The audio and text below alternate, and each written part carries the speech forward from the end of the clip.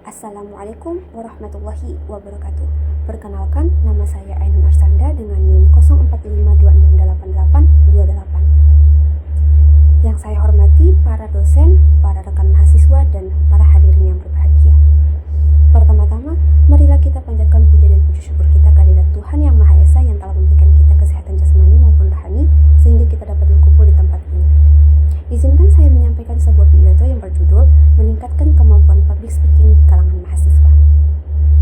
Hadirin yang berbahagia, pernahkah Anda merasa gugup, jantung berdebar, bahkan lupa dengan apa yang ingin disampaikan ketika berbicara di depan umum? Jika iya, itu artinya Anda tidak sendirian, karena penelitian menunjukkan bahwa 75% orang di dunia mengalami kecemasan yang sama. Artinya, hampir setiap dari kita pernah mengalami atau bahkan masih berjuang untuk mengatasi rasa takut itu. Public speaking merupakan kemampuan yang sangat penting, khususnya untuk kita sebagai mahasiswa, karena public speaking ini bukan hanya tentang berbicara di depan umum, melainkan bagaimana kita menyampaikan ide dengan jelas, meyakinkan, dan berdampak kepada orang lain. Menurut penelitian dari Journal of Youth Development tahun 2009 menunjukkan bahwa public speaking terbukti dapat meningkatkan kepercayaan diri, kemampuan komunikasi, serta bekerja sama dengan orang lain. Artinya, semakin sering kita berbicara di depan umum, maka semakin besar juga peluang kita untuk menjadi pribadi yang lebih siap menghadapi dunia akademik dan dunia pekerjaan.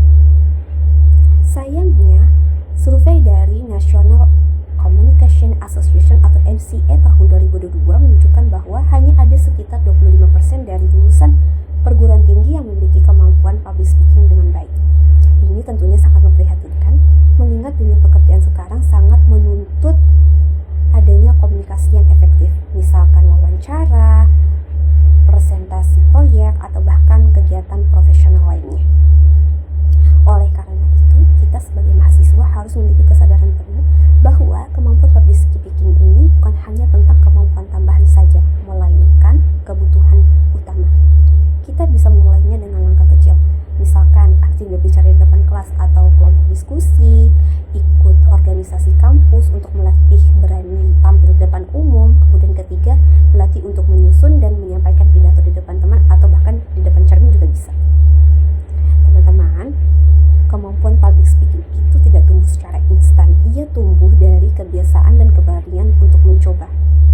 Setiap kita tampil di depan umum, itu artinya kita sedang berlatih untuk menjadi komunikator yang lebih baik.